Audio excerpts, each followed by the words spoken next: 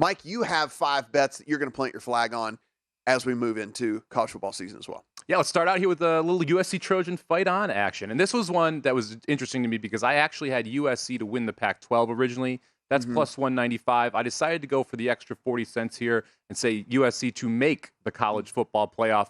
This is going to be a team that's pretty sexy in the voters' eyes, a team that you're going to want to see in that college football playoff. We have not seen a Pac-12 team there for a minute. Lincoln Riley brought multiple Oklahoma teams there. You've got Caleb Williams. You've got the big-time star.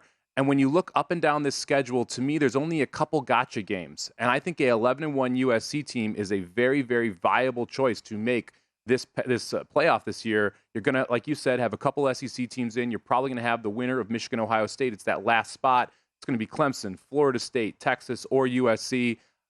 I think USC has about a 50% chance to run the table here. And if they go 12-0 and win the Pac-12, they are 100% getting that spot. If they go 11-1 and their loss is a close game, let's say, at Notre Dame, I think they get through. But I look through this schedule. I don't think Notre Dame is as good as USC. Yeah. I don't think Oregon is as good as USC. They've got Washington at home. They've got UCLA at home. I don't think there's a hiccup on this schedule.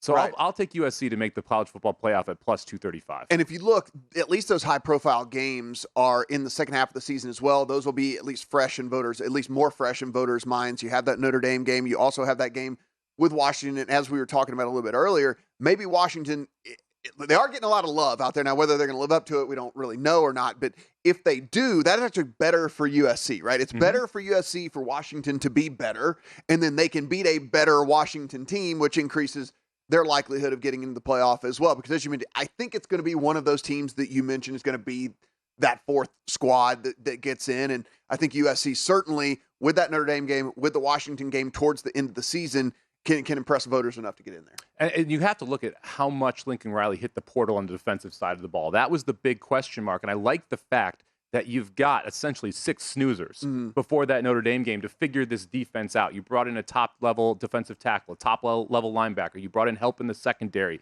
You've got time to work through the hiccups and work through those issues of having those players integrate themselves into that defense. I think it's all systems go by the back half of this schedule. I love the fact that Utah is at home.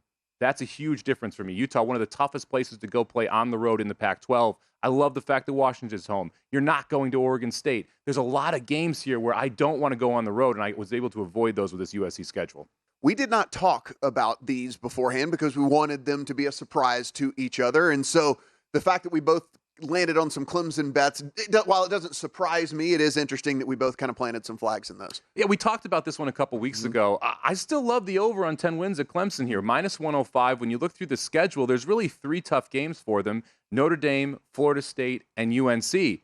Well, they got 2 of the 3 at home. It's hard for me to believe you're going to lose both of those games. I think they're going to be able to get the job done against Florida State. I like them significantly better than North Carolina.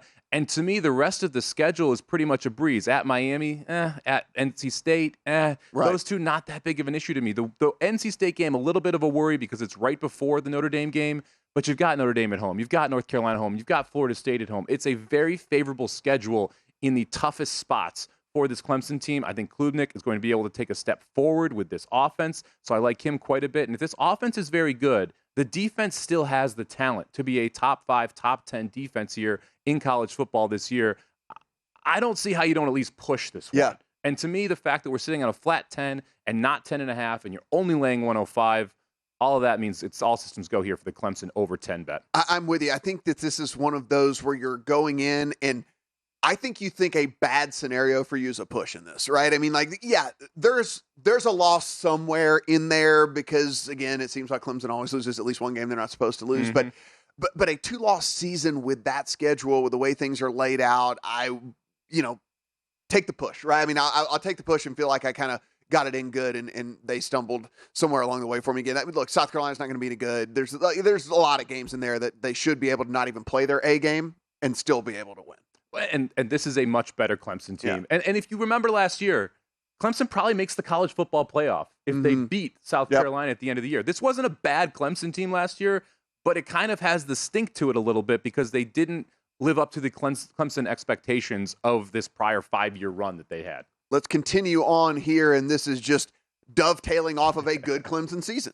Yeah, you know what? I'm going to go ahead and take a stand on your last one there, where you said I want someone besides Caleb Williams to win the Heisman. Give me Cade Klubnik. I mean, you're getting a nice price here. You're getting 14-1 in this spot. I would actually bet this after today, because I do think you're going to see Caleb Williams have a big game today, and then you're going to see him drop a little bit in the market. This may tick up. It may stay right around where it is. But to me, I'll bet this tomorrow once I get the ticketing, because I think I might get over 14-1. And guess what?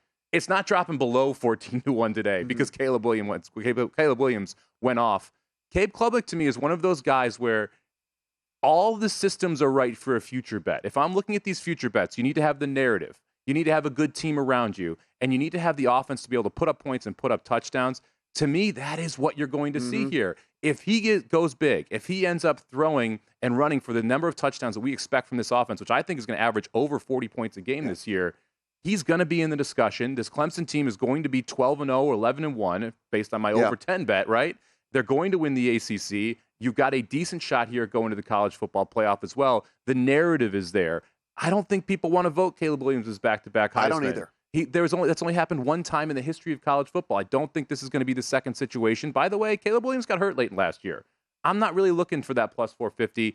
And if it ends up being, okay, it's Caleb Williams, and I'm right about what Klubnik's been able to do, I can buy back at some point on Caleb Williams and say if he wins it, I break even. Klubnik wins it, I cash nice. That's why I like to get these a little bit longer shot tickets in there. And as long as you can get it down to a head-to-head, you can make money, right? I mean, like, as long as it whittles down to, like you said. So let's just assume Klubnik puts himself squarely in the conversation, but it's still leaning a little towards Williams. You can make it to where you make money no matter what. And that to me is why I like some of these prices. I would love to know if anyone can figure out who the Ohio State quarterback's going to be. I don't hate a flyer on the Ohio State quarterback either, because every single year he's seen them in the conversation. They're sitting at 35 and 40-1 respectively with the best wide receiver in college football. I had a passing total on my list. You also have a passing total on yours. I was so surprised by some of these passing totals. I realized we're going to lose 5% of the games. But the degradation, the number of year over year is phenomenal to me. Michael Penix Jr. last year threw for 4,600 yards, and the over this year is sitting at 3,750 with what is going to be one of the best offenses in college football. That is a 20% regression when we think we are losing 5 to 10% game time. I realize it's the injury risk, right? But I'm not going to go ahead and bet these futures with injury concern and say, oh, I have to factor in that Penix Jr. is going to miss 2 games. You can't play it that way. I like a lot of these passing total overs because if you look at it, they're almost all depressed 20 to 25% off of last year's number. I think the best way to attack this is actually to find, let's call it 10 to 12 totals that you like and play it as a portfolio where if you can go 8-4, you're able to profit off that. But to me, the one that I like the most here is the Penix Jr. over at 37.50.5. Let's close it out with an alt total.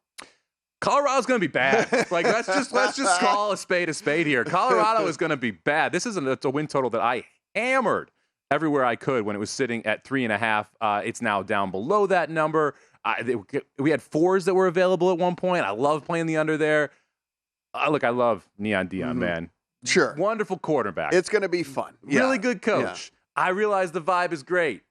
The team is not. And they've got so much turnover from a awful team last year. Yes, they're probably more talented this year, but we've talked so much about how good the Pac-12 is this year. This is not a cupcake schedule. And, oh, by the way, you're out of schedule opponents at TCU, versus Nebraska, versus Colorado State. You're dog in all 3 of those games. And then you roll into conference with Oregon, with USC.